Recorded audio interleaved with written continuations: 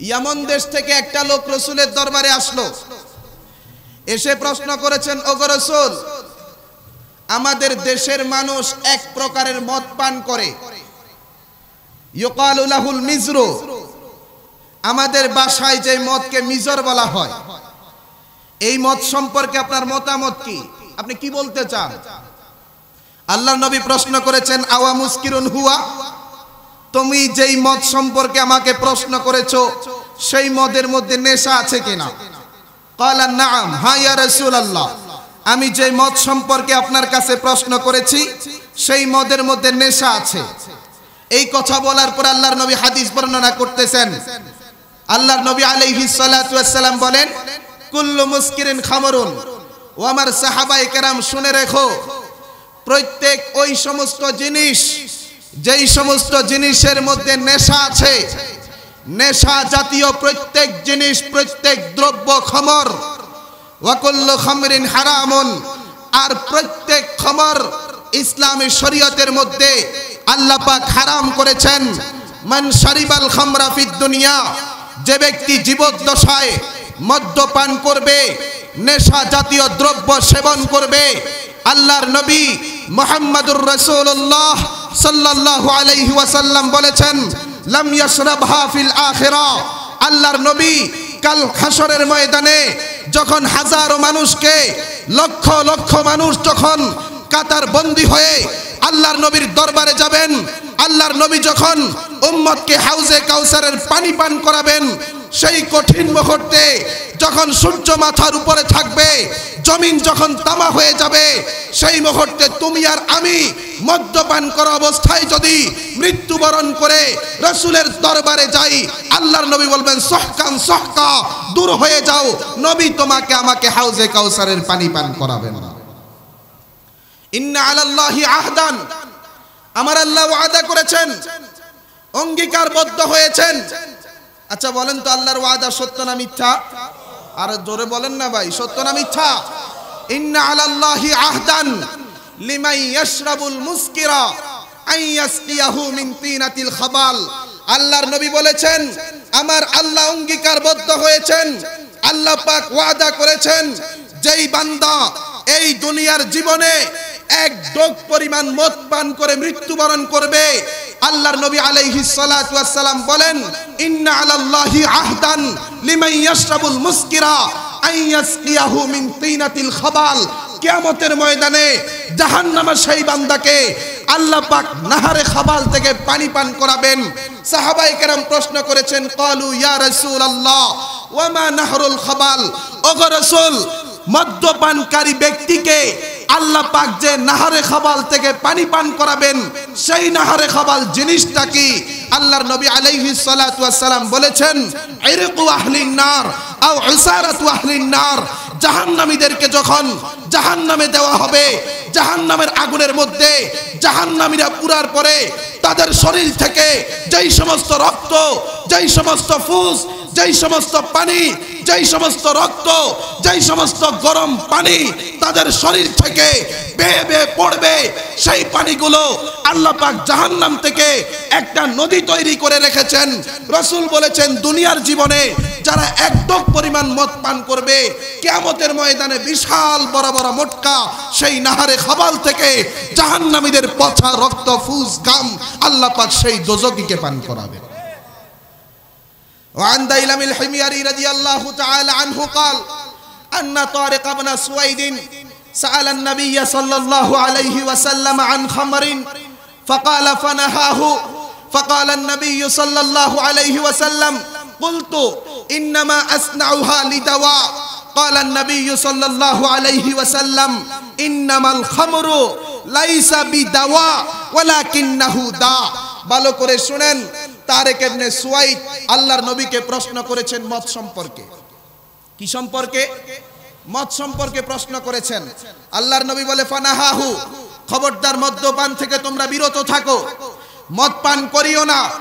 আল্লাহ রাসূল নিষেধ করেছেন, ভাই তোমরা, আল্লাহ রাসূল নিষেধ করেছেন মদ পান থেকে বিরত থাকো। ওই লোকটা রাসূলকে বলে, ইয়া রাসূলুল্লাহ, আপনি যে আমাকে নিষেধ করতেছেন মদ্যপান করিও না, মদ কেন পান করি সেটা তো জানার দরকার আছে। কেন মদ পান করো? ক্বালু ইয়া রাসূলুল্লাহ, আল্লাহর নবী বলেছেন কেন পান করো? ওই ব্যক্তি আল্লাহ রাসূলকে বলার পরে রাসূল তাকে প্রশ্ন করেছেন কেন পান করো? লোকটা বলে আমি মদ পান করি, ইন্নামা আসনাউহা লিদাওয়া, এই মদ পান করি ঔষধ হিসাবে।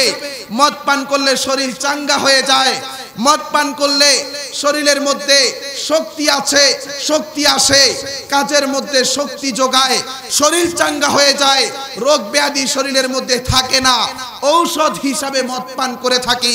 আল্লাহর নবী বলে ইন্নামাল খামরু লাইসা বিদাওয়া ওয়ালাকিন্নাহু দা। ও আমার সাহাবায়ে কেরাম, তোমরা শুনে রেখো, বলতেছো ঔষধ হিসাবে মদ পান করো, শুনে রেখো আমি রাসূল বলি যেই মদ ঔষধ না বরং মদটাই হচ্ছে রোগ।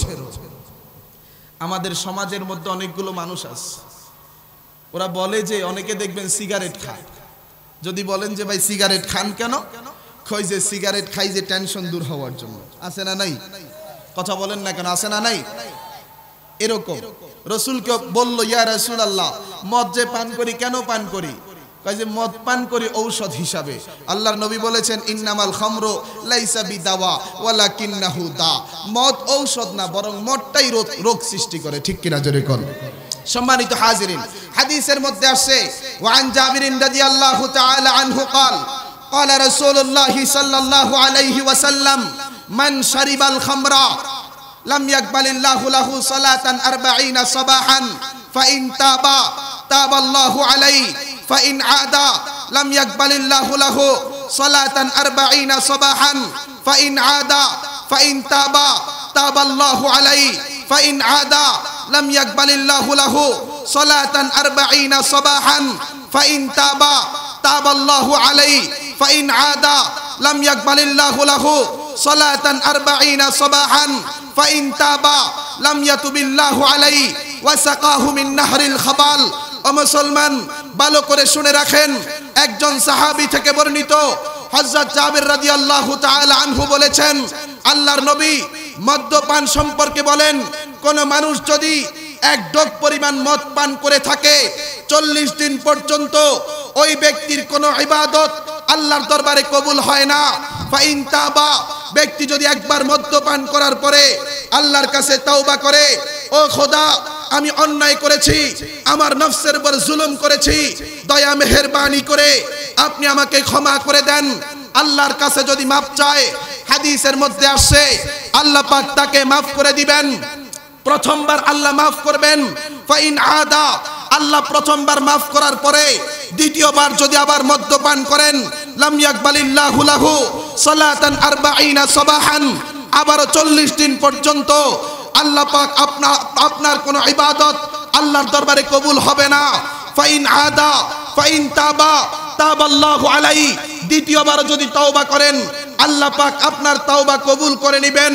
ফাইন আদা, দ্বিতীয়বার গেল, তৃতীয়বার আবার মদ্যপান করলেন, আল্লাহর নবী আলাইহিস সালাতু ওয়াস সালাম বলেন লাম ইয়াকবালিল্লাহু লাহু সালাতান 40 সাবাহান, আবারও 40 দিন পর্যন্ত আল্লাহ পাক তোমার কোন নামাজ, কোন রোজা, হজ, যাকাত, এক কথায় কোন ইবাদত আল্লাহর দরবারে কবুল হবে না।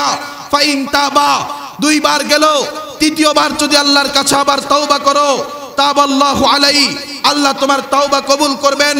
ফাইন আদা ফির রাবিআ, যদি চতুর্থবার, প্রথমবার আল্লাহ ক্ষমা করলেন, দ্বিতীয়বার ক্ষমা করলেন, তৃতীয়বার ক্ষমা করলেন, ফাইন আদা ফির রাবিআ, চতুর্থবার যদি আবার মদ্যপানে লিপ্ত হও, আবার যদি মদ পান করো, লাম ইয়াকবালিল্লাহু লাহু সালাতান 40 সাবাহান, আবার 40 দিন পর্যন্ত কোনো ইবাদত আল্লাহর দরবারে কবুল হবে না। ফাইন তাবা, এখন যদি তওবা করতে আসো, লাম ইয়াতুবিল্লাহু আলাইহি, আল্লাহ পাক তোমার তওবা কবুল করবেন না, আল্লাহ তোমার তওবা কবুল করবেন না। ওয়াসাকাহু মিন নাহরিল খাবাল, আল্লাহ যে ওয়াদা করেছেন ইন্না আলাল্লাহি আহদান লিমান ইয়াশরাবুল মুসকিরা আন ইয়াসকিয়াহু মিন তিনাতিল খাবাল, যারা মদ্যপান করবে আল্লাহ যে ওয়াদা করেছেন, অঙ্গীকারবদ্ধ হয়েছেন, আল্লাহর সেই ওয়াদা এবং অঙ্গীকারবদ্ধ অনুযায়ী ওই ব্যক্তিকে নাহরে খাবাল থেকে পানি পান করাবে। ওয়ান দাইনাবিল হিমিয়ারি রাদিয়াল্লাহু তাআলা আনহু قال, একজন সাহাবী হযরতে দাইলামি আল হিময়ারি রাদিয়াল্লাহু তাআলা আনহু আল্লাহর নবীকে এসে বলেন, ইয়া রাসূলুল্লাহ আনা বিআরদিন বারিদাতিন ওয়া নুআলিজু ফিহা আমালান শাদীদা ওয়া ইন্না নাত্তাখিযু শারাবান মিন হাযাল কুমহি নাতাকাওয়া বিহি আলা আ'মালিনা ওয়া আলা বারাদি বিলাদিনা ক্বালা হাল ইউসকির ক্বালা না'আম ক্বালা রাসূলুল্লাহি সাল্লাল্লাহু আলাইহি ওয়াসাল্লাম ফাজতানিবুহু قلت لرسول الله يا رسول الله إن الناس غير تاركيه قال النبي صلى الله عليه وسلم إن لم يتركوه فقاتلوهم أو كما قال النبي عليه الصلاة والسلام একজন সাহাবী এসে বলে, ইয়া রাসূলুল্লাহ আনা বিআরদিন বারিদাতিন, আমি শীত প্রধান দেশে বসবাস করি।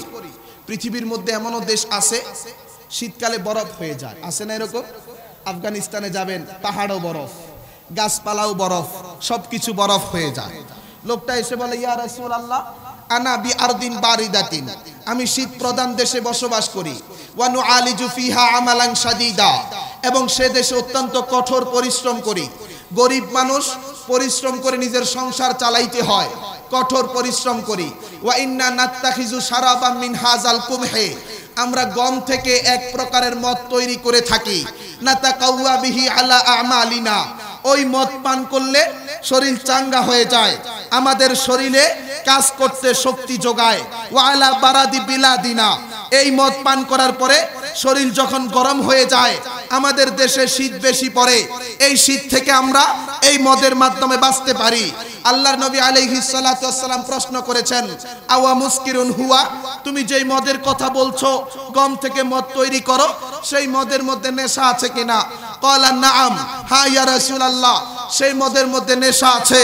আল্লাহর নবী আলাইহিস সালাতু ওয়াস সালাম বললেন, ফাজতানিবুহু, আজকের পর থেকে এই মদ ছেড়ে দাও, আজকের পর থেকে এই মদ পান করতে পারবে না, ছেড়ে দাও। কুলতু লিরাসূলিল্লাহ, লোকটা বলে, আমি আল্লাহ রাসূলকে উল্টা আবার বললাম, ইয়া রাসূলুল্লাহ ইন্নান নাসা গায়রু তারিকিহি, আমার দেশের মানুষ এই মদকে এতটাই মুহাব্বত করেন, এতটাই ভালোবাসেন, এই মদটা তাদের কাছে এতটাই প্রিয়, এতটাই মুহিব, এতটাই ভালোবাসা এই মদের জন্য, আমি যদি হাজারো তাদেরকে বলি তোমরা এই প্রকারের মদ ছেড়ে দাও, তারা বলে, ওই লোকটা বলে, ওগো রাসূল ইন্নান নাসা গায়রু তারিকি, আমি বললে লোকেরা এই মদ ছাড়বে না। আল্লাহর নবী আলাইহিস সালাতু ওয়াস সালাম বলেন, ইন্নান নাসা গায়রু তারিকিহি, যদি মানুষেরা এই প্রকারের মদ ছাড়তে রাজি না হয়, ফাকাতিলুহুম, তুমি তাদের বিরুদ্ধে যুদ্ধ ঘোষণা করে দাও। ইসলামী শরীয়তের বিধান, তাদের বিরুদ্ধে যুদ্ধ ঘোষণা করে দাও।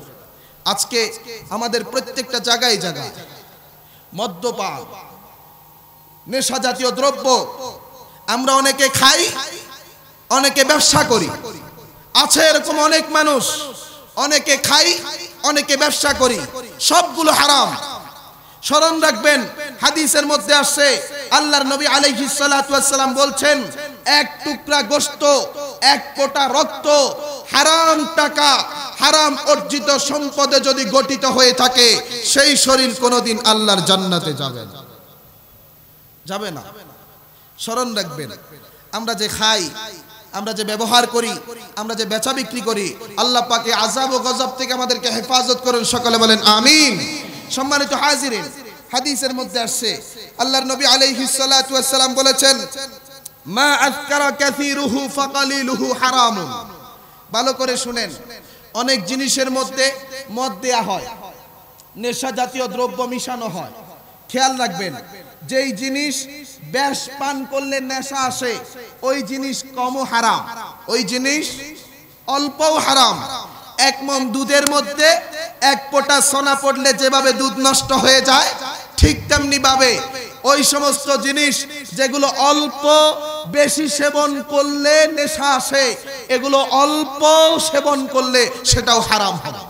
হাদিস, হাদিসের মধ্যে আসে, একজন সাহাবী, ওয়া নবী সাঈদ আল খুদরি রাদিয়াল্লাহু তাআলা আনহু قال, হযরত আবু সাঈদ খুদরি রাদিয়াল্লাহু তাআলা আনহু বলেন, কানা ইনদানা লিয়াত খামরুন লিয়াতিমিন, উনি বলেন, আমার কাছে একজন ইতিম, একটা ছেলের, এতিম একটা বাচ্চার কিছু মদ ছিল।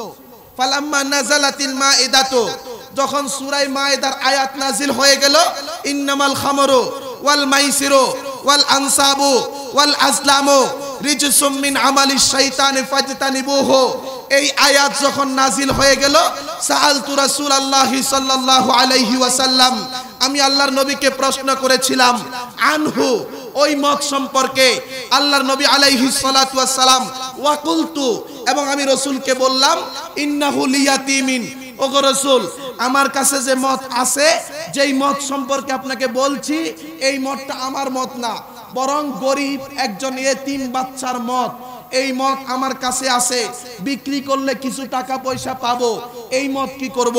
আল্লাহর নবী বলেন, আহরিকুহু, সেটা ফেলে দাও। কি করো? ফেলে দাও। তাহলে মদের বেচা বিক্রি জায়েজ আছে নাকি? পিছনের বাইরে কষ্ট হচ্ছে মনে হয় আপনাদের।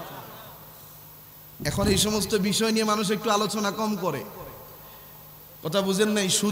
সুদ নিয়ে আলোচনা, মাদক নিয়ে আলোচনা, প্রেক্ষাপট নিয়ে আলোচনা, এগুলো করতে অত্যন্ত কষ্ট। এখন আমরা তো ময়দানে কথা বলি, আমাদের জানাস, কিন্তু আলহামদুলিল্লাহ আমরা এগুলো ভয় করি না।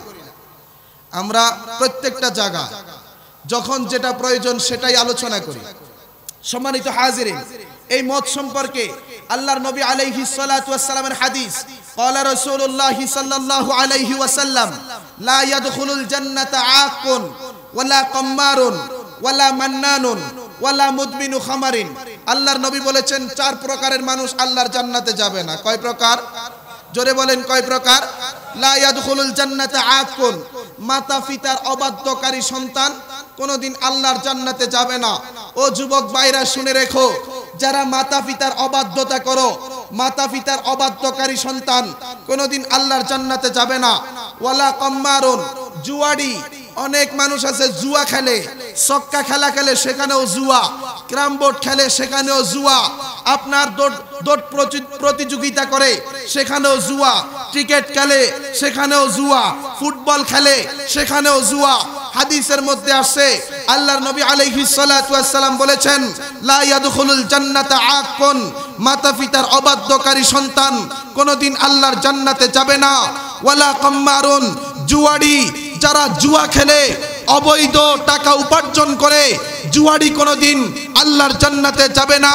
ওয়ালা মান্নানুন, আমাদের সমাজের মধ্যে এক প্রকারের মানুষ আছে, মানুষদেরকে খাওয়ানোর পর, দান করার পর খোটা দেয়, খোটা দানকারী ব্যক্তি কোনদিন আল্লাহর জান্নাতে যাবে না।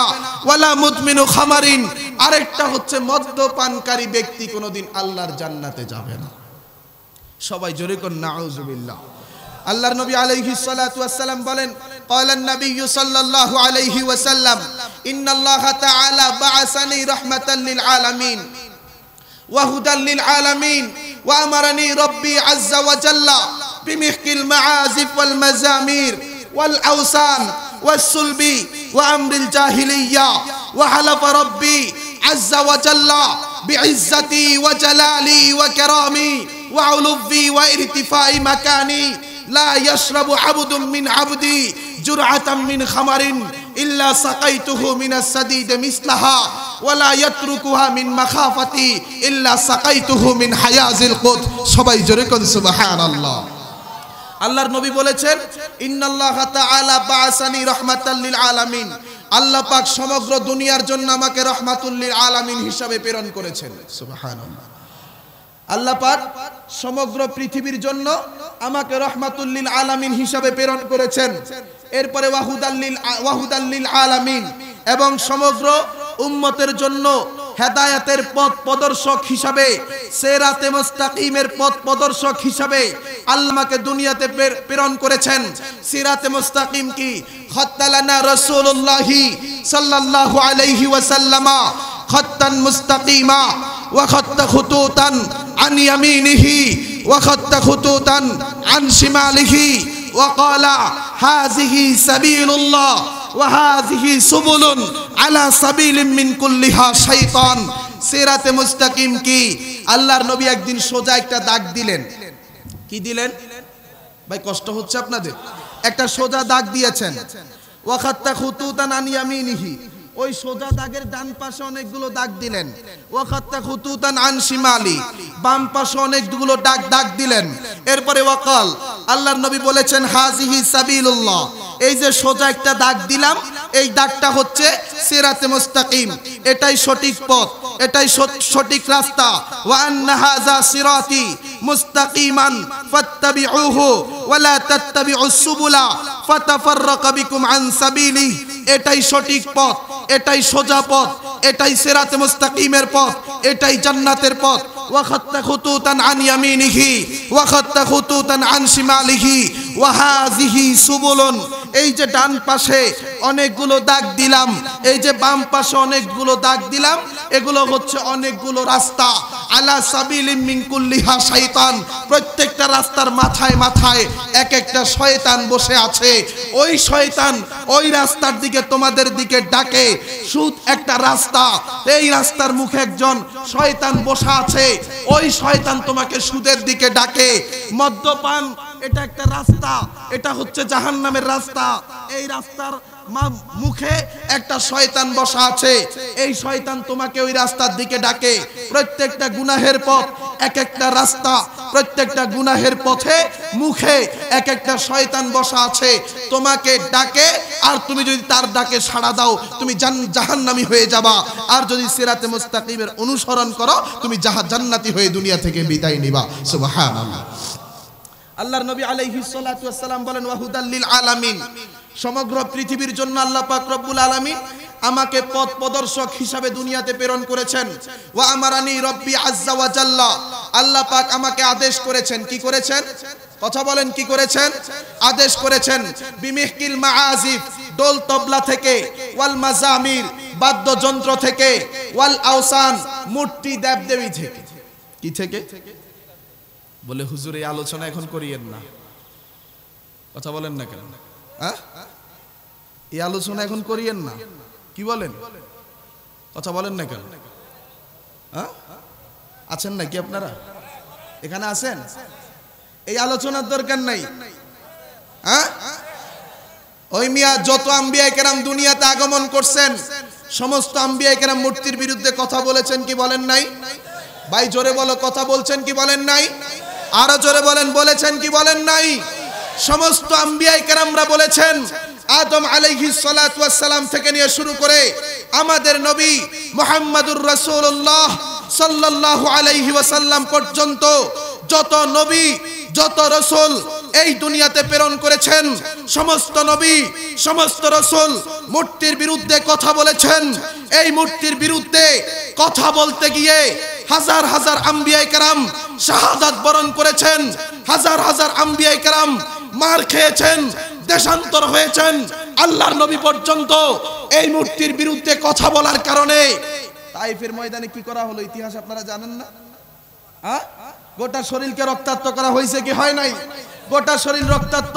আল্লাহর নবী দেশান্তর হয়েছেন, নিজের মাতৃভূমি ত্যাগ করেছেন।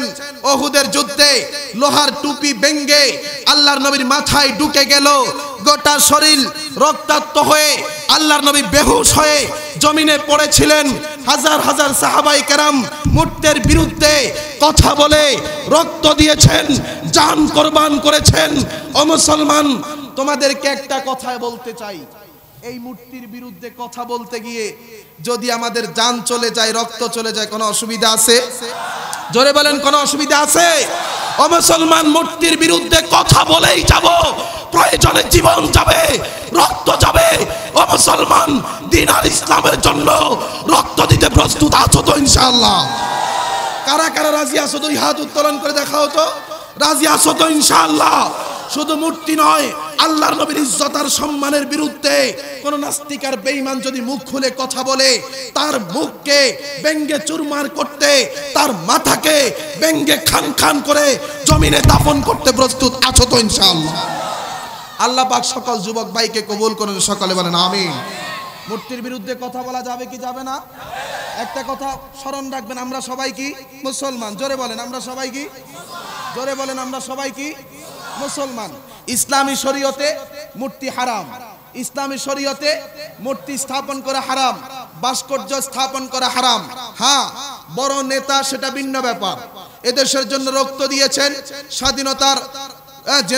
স্বাধীনতার ঘোষক ছিলেন, সেটা ভিন্ন ব্যাপার। আমরা বিশ্বাস করি, আমরা সেটা বুকে লালন করি। কিন্তু একজন ওই মানুষকে আপনি মূর্তি বানিয়ে জনগণের সামনে উপস্থাপন করবেন, এদেশের জনগণ কোনোদিন মানতে পারে না। কথা বলেন ঠিক না ঠিক? ও মুসলমান, এই মূর্তির বিরুদ্ধে কথা বলতে গিয়ে আপনারা নেটে ফেসবুকের মধ্যে দেখেছেন অনেক ওলামায়ে কেরামকে লাঞ্ছিত হতে হয়েছে, বঞ্চিত হতে হয়েছে।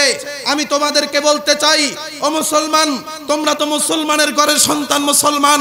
আজকে ক্ষমতার জন্যে, আজকে টাকার জন্যে, আজকে নেতা হওয়ার জন্যে স্মরণ রাখিও, এই ক্ষমতা, টাকা আর নেতার জন্যে যদি মূর্তির পক্ষ অবলম্বন করো, খোদার কসম জাহান্নামী হয়ে দুনিয়া থেকে বিদায় নিবে। কথা বলেন ঠিক না বেঠিক? আমরা জাহান্নামীদের দলে যাব না জান্নাতীদের দলে যাব? আরো জোরে বলেন, জাহান্নামীদের দলে যেতে চাই না জান্নাতীদের দলে যেতে চাই? আল্লাহ পাক সকল ভাইকে কবুল করেন, সকলে বলেন আমিন। ও মুসলমান, ইসলামের পক্ষে, কোরআনের পক্ষে কথা বলতে গিয়ে যদি রক্ত আর জীবনের প্রয়োজন হয়, ইনশাআল্লাহ যখনই ডাক আসে ময়দানে ঝাঁপিয়ে পড়তে প্রস্তুত থাকবা তো ইনশাআল্লাহ? জোরে বলেন না কেন, থাকবা তো ইনশাআল্লাহ? ও মুসলমান, ইতিহাস পড়ো না। একটা যুবক তো ছিল হযরত উকবা ইবনে নাফি রাদিয়াল্লাহু তাআলা আনহু, এক যুবক ছিল কুসুম বিন আব্বাস, এক যুবক ছিল যায়েদ ইবনে হারেসা, এক যুবক ছিল জাফর তাইয়ার, এক যুবক ছিল আবু আইয়ুব আনসারী, এক যুবক ছিল সালাউদ্দিন আইয়ুবী, এক যুবক ছিল সুলতান মাহমুদ গজনবী, এক যুবক ছিল শাহজালাল, এক যুবক ছিল শাহপরান। ও মুসলমান, উহুদের যুদ্ধের ইতিহাস পড়ো। আল্লাহর নবীর দিকে যখন 2000 তরবারি দিয়ে আসতেছিলেন, ও মুসলমান, হযরতে তালহা রাদিয়াল্লাহু তাআলা আনহু দুই হাতকে সামনের দিকে দিয়ে, সিনাকে সামনের দিকে দিয়ে বলতেছেন, ও কাফের, ও বেঈমান, তীর মার, তলোয়ার মার, আমার বুকের উপর মার। যতক্ষণ পর্যন্ত এই বুক আমার সাথে থাকবে, ততক্ষণ পর্যন্ত কোন কাফের, কোন বেঈমান আল্লাহর নবী পর্যন্ত পৌঁছতে পারবি না।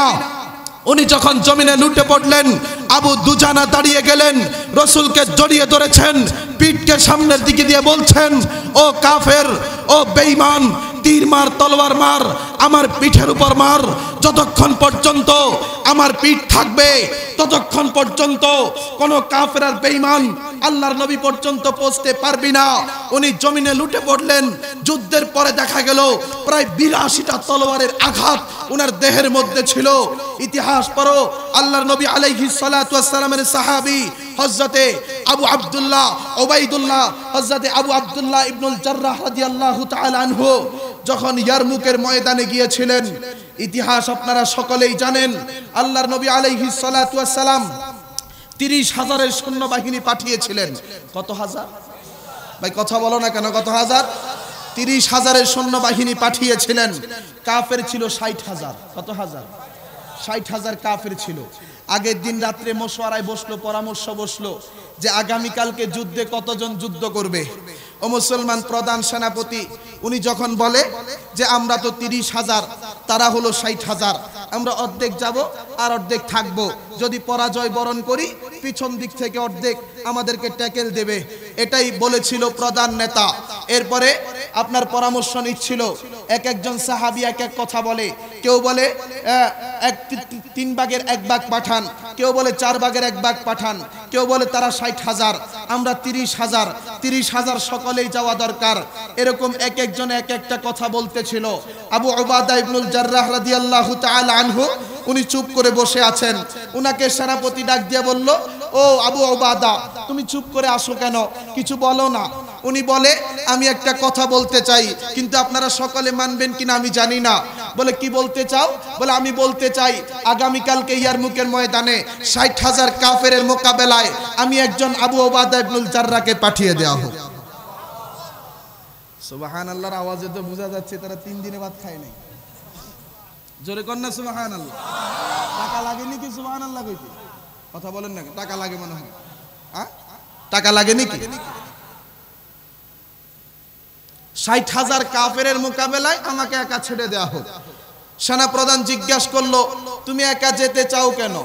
আবু উবাদা ইবনুল জাররাহ রাদিয়াল্লাহু তাআলা আনহু বলেন, ওগো সেনাপতি, আল্লাহর নবী আলাইহিস সালাতু ওয়াস সালামকে বলতে শুনেছি, যাদের অন্তরের মধ্যে ঈমান আছে তারা জিন্দা, লা ইলাহা ইল্লাল্লাহ আছে তারা জীবিত। যাদের অন্তরের মধ্যে কালেমা নাই, যাদের অন্তরের মধ্যে লা ইলাহা ইল্লাল্লাহ নাই, তারা মৃত। ও সেনাপতি, আপনি শুনে রাখেন, আগামীকালকে ইয়ারমুকের ময়দানে ৬০,০০০ কাফের অংশগ্রহণ করবে।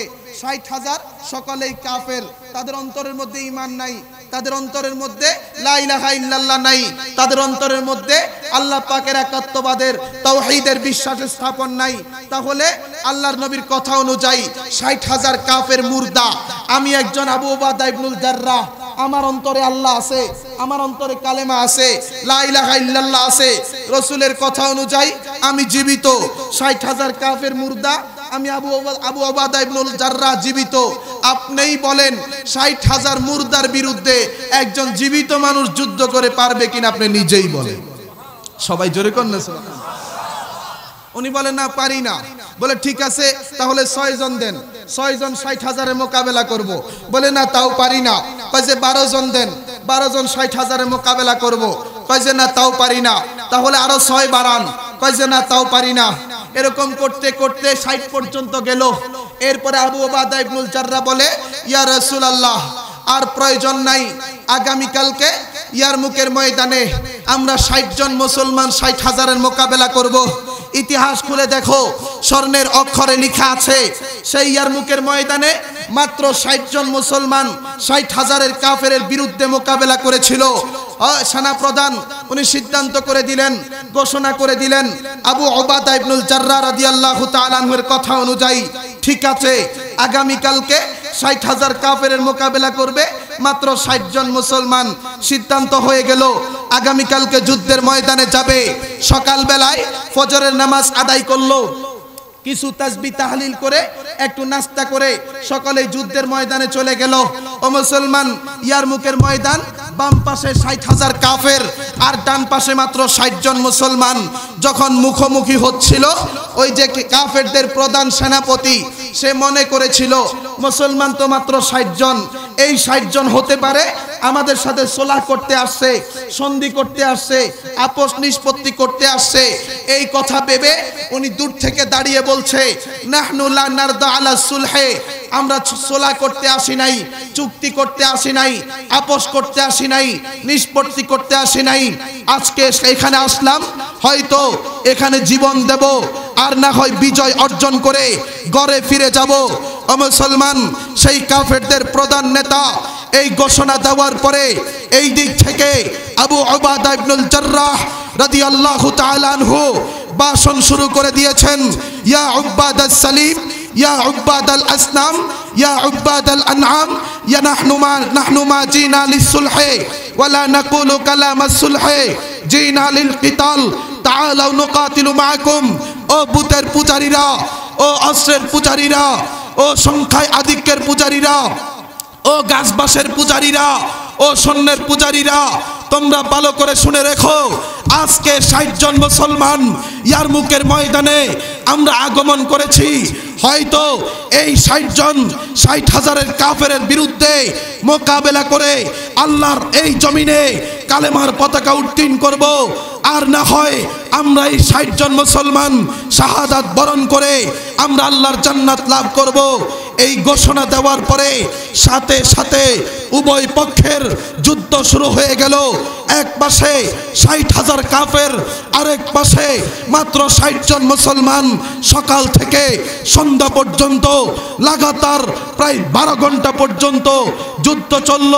গোটা ময়দানের মধ্যে তলোয়ারের চিকচিক আলো ব্যতীত, নারাই তাকবীরের আওয়াজ ব্যতীত গোটা ময়দানের মধ্যে আর কিছুই শোনা যাচ্ছিল না। সাহাবায়ে কেরাম যুদ্ধ চলা অবস্থায় সালাত আদায় করেছেন, নামাজ আদায় করেছেন, একটানা যুদ্ধ করলেন। যুদ্ধের শেষে দেখা গেল ৬০ জন মুসলমান ৬০,০০০ কাফেরের বিরুদ্ধে মোকাবেলা করেছে। ৮,০০০ কাফেরকে কচু কাটা করে জাহান্নামে নিক্ষেপ করে মাত্র ৮ জন মুসলমান শাহাদাত বরণ করেছেন। ৮,০০০ কাফেরকে কচু কাটা করে জাহান্নামে নিক্ষেপ করে ইয়ারমুকের ময়দানে সাহাবায়ে কেরাম কালেমার পতাকা উত্তোলন করেছেন।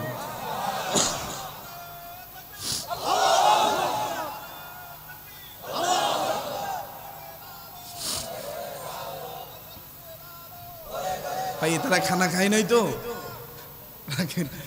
দুর্বল মানুষ তো। হ্যাঁ ও মুসলমান, সে আবু উবাদা ইবনুল জাররাহ আমাদের উত্তরসূরি। ও মুসলমান, ইতিহাসের কিতাব খুলে দেখেন, আমাদের সেনাপতি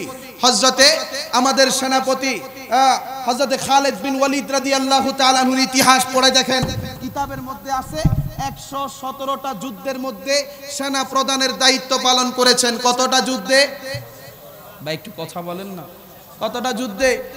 117টা যুদ্ধে সেনা প্রধানের দায়িত্ব পালন করেছিলেন হযরতে খালিদ বিন ওয়ালিদ রাদিয়াল্লাহু তাআলা আনহু। এই 117টা যুদ্ধে সেনা প্রধানের দায়িত্ব পালন করেছেন। কোনদিন 117টা যুদ্ধে যতটার মধ্যেই সেনা প্রধানের দায়িত্ব পালন করেছেন, একটা যুদ্ধ পরাজয় বরণ করেন নাই। প্রত্যেকটা যুদ্ধের মধ্যেই বিজয় অর্জন করে ঘরে ফিরেছিলেন। ও মুসলমান, যুদ্ধ শুধু 117টা না, শত শত যুদ্ধ করেছেন। শুধুমাত্র 117টা যুদ্ধের মধ্যে সেনা প্রধানের দায়িত্ব পালন করেছেন। ইতিহাসের কিতাব খুলে দেখেন, আল্লাহর নবী খালিদ বিন ওয়ালিদকে সাইফুল্লাহ উপাধি দিয়েছিলেন, আল্লাহর তরবারি উপাধি দিয়েছিলেন। উনি যখন মৃত্যু শয্যার মধ্যে পড়ে গেলেন, কান্না করতেছেন। যতটা যুদ্ধ করেছিলাম 117টা যুদ্ধের মধ্যে, প্রত্যেকটা যুদ্ধে রওয়ানা হওয়ার সময় এটাই আমার অন্তরের মধ্যে আমার আশা ছিল, আমার আকাঙ্ক্ষা ছিল। আমি দোয়া করেছি, ওগো আল্লাহ, আমি যুদ্ধের ময়দানে যাচ্ছি, জিহাদের ময়দানে যাচ্ছি, আপনি শহীদ হিসাবে আমাকে কবুল করে নেন। আয় আল্লাহ, আপনি আমাকে শহীদ আমি শাহাদাত বরণ করতে পারি, সেই তৌফিক আমাকে দান করেন। উনি মৃত্যু শয্যার মধ্যে কান্না করতে করতে বলেন, এতটা যুদ্ধ করলাম, এতটা যুদ্ধের সেনা প্রধানের দায়িত্ব পালন করলাম, কিন্তু কোন যুদ্ধে আমি শাহাদাত বরণ করি নাই। আল্লাহ হয়তো আমাকে কবুল করেন নাই, আল্লাহ হয়তো আমাকে শহীদ হিসেবে গ্রহণ করেন নাই। এই কথা বলে কান্না করতে আসেন। পাশেই স্ত্রী বসা ছিল, স্ত্রীকে ডাক দিলেন, আমার গোটা শরীর খুলো। সমস্ত কাপড় খুলে ফেলা হলো। বলল যে দেখো তো আমার শরীরের মধ্যে এমন কোন অঙ্গ আছে কিনা যেই অঙ্গের মধ্যে আল্লাহর একাত্মবাদ, আল্লাহ পাকের তাওহীদের ঝান্ডাকে বুলন্দ করতে গিয়ে আমাকে কাফের বেঈমান আঘাতে জর্জরিত করে নাই, এমন কোন অঙ্গ আছে কিনা খুঁজে বের করো। ওনার স্ত্রী ডাক দিয়া বলে, ওনার স্ত্রী বলে, না, আপনার গোটা শরীর আমি দেখেছি, কোন অঙ্গে কোথাও কাফের বেঈমানের তলোয়ারের আঘাত ছাড়া কোন একটা অঙ্গ সহি সালেম, কোন একটা অঙ্গ আমি তলোয়ারের আঘাত ছাড়া দেখছি না। ও মুসলমান, উনি বলে, এতটাই রক্ত দিয়েছি, এতটাই কষ্ট করেছি, এতগুলো যুদ্ধ করেছি, এরপরেও শহীদ হিসাবে আল্লাহ আমাকে কবুল করেন নাই কেন? তখন উনার স্ত্রী ডাক দিয়া বলেন, অত্যন্ত বিচক্ষণ ছিলেন, বললেন, আল্লাহর নবী আপনাকে সাইফুল্লাহ উপাধি দিয়েছেন। সাইফুল্লাহ মানে হচ্ছে আল্লাহর তরবারি। ও মুসলমান, ভালো করে শুনেন, আল্লাহ আপনাকে শহীদ হিসাবে কবুল করেন নাই, আপনি শহীদ হন নাই, তার কারণ হচ্ছে একটা, আল্লাহ পাক কিয়ামত পর্যন্ত আল্লাহর তরবারি খাড়া থাকবে। দুনিয়ার কোন পরাশক্তি, দুনিয়ার কোন কাফের বেঈমান আল্লাহর এই তরবারিকে ভাঙতে পারবে না। সমস্ত কাফের বেঈমান একতাবদ্ধ হয়ে যদি দুনিয়া থেকে দ্বীনকে উৎখাত করতে চায়, কোরআনকে উৎখাত করতে চায়, আল্লাহর দ্বীনকে উৎখাত করতে চায়, রাসূলের সুন্নাতকে উৎখাত করতে চায়, তারা কখনো পারবে না। আল্লাহর নবী আলাইহিস সালাতু ওয়াস সালাম আপনাকে সাইফুল্লাহ উপাধি দিয়েছেন, আল্লাহর তরবারি উপাধি দিয়েছেন। তার মানে হচ্ছে যতদিন জমিন থাকবে, যতদিন আসমান থাকবে, যতদিন পাহাড় থাকবে, যতদিন পর্বত থাকবে, যতদিন সমুদ্র থাকবে, ততদিন এই জমিনের মধ্যে আল্লাহর কোরআন থাকবে, আল্লাহর নবীর সুন্নাত থাকবে, আল্লাহর নবীর হাদিস থাকবে, ততদিন দুনিয়ার মধ্যে দ্বীন থাকবে। কোন কাফের বেঈমান এই দুনিয়া থেকে আল্লাহর দ্বীনকে ধ্বংস করতে পারবে না। ও মুসলমান, সাহাবায়ে কেরাম কেমন ত্যাগ স্বীকার করেছেন? আমরা কি ইসলামের জন্য, দ্বীনের জন্য এরকম ত্যাগ স্বীকার করতে রাজি আছি না ইনশাআল্লাহ? কথা বলেন না কেন, রাজি আছি না ইনশাআল্লাহ? আল্লাহ পাক সকল যুবক ভাইকে কবুল করেন, সকলে বলেন আমিন।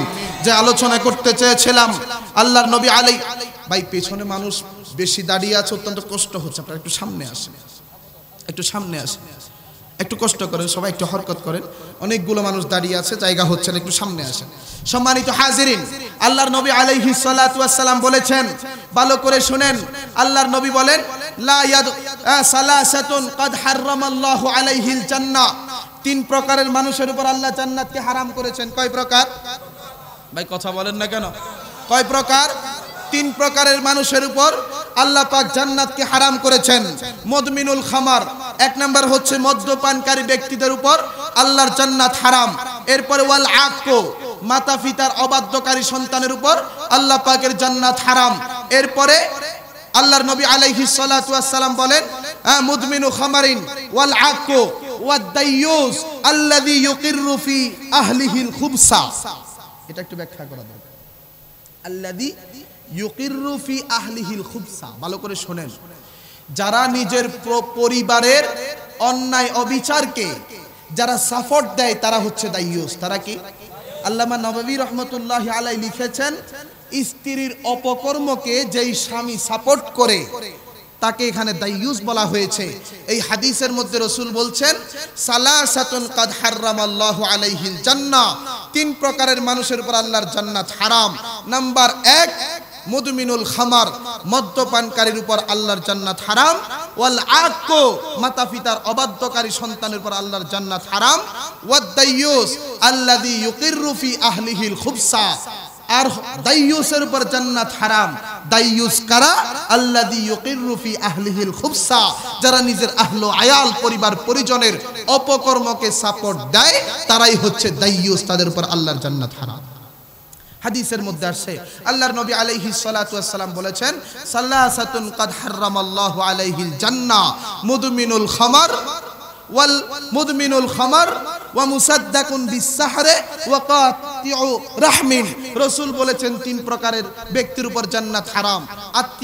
আত্মীয়তার বন্ধন ছিন্ন করার উপর, ছিন্নকারী ব্যক্তির উপর আল্লাহর জান্নাত হারাম। এরপরে সাহার, জাদু টোনাকে যারা সত্যায়িত করেন তাদের উপর আল্লাহর জান্নাত হারাম। নাম্বার 3 মুদমিনুল খামার, মদ্যপানকারীর উপর জান্নাত হারাম। আল্লাহর নবী আলাইহিস সালাতু ওয়াস সালাম বলেছেন ইন্নাল্লাহা তাআলা বাআসানি রাহমাতাল লিল আলামিন ওয়া হুদাল লিল আলামিন ওয়া আমারানি রাব্বি আযজা ওয়া জাল্লা বিমিহকিল মাআজিফ ওয়াল মাজামির ওয়াল আওসান ওয়াস সুলবি ওয়া আমরিল জাহিলিয়া। পুরুষ থেকে জাহিলিয়াতে যুগের অপসংস্কৃতি, অপতৎপরতা থেকে অপসংস্কৃতি ইসলামের মধ্যে জুড়িয়ে দেয়া থেকে আল্লাহর নবী আমাকে উম্মতকে বারণ করতে বলেছেন। ওয়া হালাফা রাব্বি বিইজ্জাতি ওয়া জালালি ওয়া কারামি ওয়া উলুবি ওয়া ইরতিফাই মাকানি। আল্লাহ তার বড়ত্বের কসম, তার সম্মানের কসম করে বলেছেন লা ইয়াশরাবু আবদুম মিন আবদি জুরআতাম মিন খামারিন ইল্লা সাকাইতুহু মিনাস সাদিদে মিসলাহা। এক ডোব পরিমাণ মদ যদি দুনিয়ার জীবনে কারা পান করে থাকে, আল্লাহর নবী আলাইহিস সালাতু ওয়াস সালাম বলেছেন বিশাল বড় বড় মোটকা সেই জাহান্নামীদের পচা রক্ত ফুসগাম দোজকের মধ্যে আল্লাহ তাকে পান করাবেন। ওয়ালা ইয়াতরুকুহা মিন মাখাফাতি ইল্লা সাকাইতুহু মিনাস সাদিদে মিসলাহা। আর যারা জীবনে আল্লাহ রাসূলকে ভয় করে মদের বোতল, ইয়াবা, ট্যাবলেট, হিরোইন, গাঁজা জীবনে কোনোদিন স্পর্শ করে নাই, আল্লাহর নবী আলাইহিস সালাতু ওয়াস সালাম বলেছেন ইল্লা সাকাইতুহু মিনাস সাদিদে ইল্লা সাকাইতুহু মিন হায়াজিল কুদস। আল্লাহ পাক রব্বুল আলামিন নিজ কুদরতি হাতে সেই বান্দাকে হাউজে কাউসারের পানি পান করাবেন। সবাই জোরে কোন সুবহানাল্লাহ। আমরা এই মাজলিসে যারা আসলাম জীবনে কোনোদিন মদের বোতল, ইয়াবা, ট্যাবলেট, হিরোইন, গাঁজা জীবনে কোনোদিন স্পর্শ করি নাই। আমরা আল্লাহ পাকের কুদরতি হাতে হাউজে কাউসারের পানি পান করার জন্য অপেক্ষায় আছি। সবাই জোরে কোন সুবহানাল্লাহ। আলহামদুলিল্লাহ। ও মুসলমান, আল্লাহ রসুলের হাতে হাউজে কাউসারে পানি পান করার দরকার আছে না নাই? কারা কারা পান করতে চান? সবাই পান করতে চান তো ইনশাআল্লাহ? আমরা যদি পান করতে চাই আজকের পর থেকে মাদক ত্যাগ করতে হবে। নেশা জাতীয় দ্রব্য, ফেতেডিন, মরফিন, ওফিয়াম, ওফিটেট, মদ, গাঁজা, বাং, চরস, খাসিস, হুইস্কি, ব্রান্ডি, মারিজুয়ানা, ডাইলোডি, ক্যানাবিস, ইয়াবা, হিরোইন যত কিছু আছে সবগুলো আজকের পর থেকে আমরা ত্যাগ করব, আমরা বর্জন করব। কারা কারা রাজি আছি? দুই হাত আল্লাহকে দেখাই তো। জীবনে কোনোদিন মদের বোতল, ইয়াবা, ট্যাবলেট, হিরোইন, গাঁজা জীবনে কোনোদিন স্পর্শ করব না। রাজি আছি তো ইনশাআল্লাহ? জোরে বলেন রাজি আছি তো ইনশাআল্লাহ? আল্লাহ পাক সকল ভাইকে কবুল করুন, সকলে বলেন আমিন। এই দুনিয়ার জীবন অত্যন্ত সংকীর্ণ, কথা বলেন ঠিক না বেঠিক? আমরা কিছুদিনের জন্য আসি আবার চলে যাব। হাদিসের মধ্যে আসছে ওয়ান উসমান রাদিয়াল্লাহু তাআলা আনহু قال কানা ওয়াকাফা আলা কবরিন বাকা, কয় যে উনি কবর দেখলেই কাঁদেন। উনাকে প্রশ্ন করা হলো তাজকুরুল জান্নাতা ওয়ান নার, আপনার সামনে জান্নাত জাহান্নাম সম্পর্কে মানুষ আলোচনা করে, আপনি কাঁদেন না। ওয়াতাবকি মিন হাজা, কিন্তু কবর দেখলে কাঁদেন কেন, ব্যাপারটা বুঝতে পারলাম না।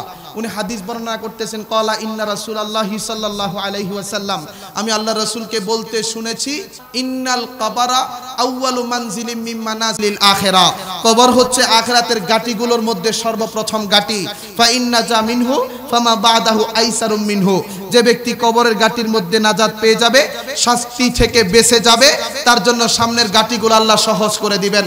ওয়া ইল্লাম ইয়ানজু ফামা বাদাহু আসাদ্দু মিনহু, যে ব্যক্তি কবরের গাটি থেকে মুক্তি পাবে না, তার জন্য সামনের গাটিগুলো কঠিনের চাইতে কঠিন হয়ে যাবে। উনি বলেন, মা রাআইতু মানজারান ইল্লা ওয়াল কবরু আফজাউ মিনহু, আল্লাহর নবী বলেছেন অনেক কিছু আমি দেখেছি, কবরের সাথে ভয়ঙ্কর কোনো জিনিস আমি আমার চোখে দেখি নাই। নবীর হাদিস। ও মুসলমান, আমরা দুনিয়া থেকে চলে যাব, এই কবরের জন্য প্রস্তুতি নিয়ে যেতে হবে। রাজি আছি তো ইনশাআল্লাহ?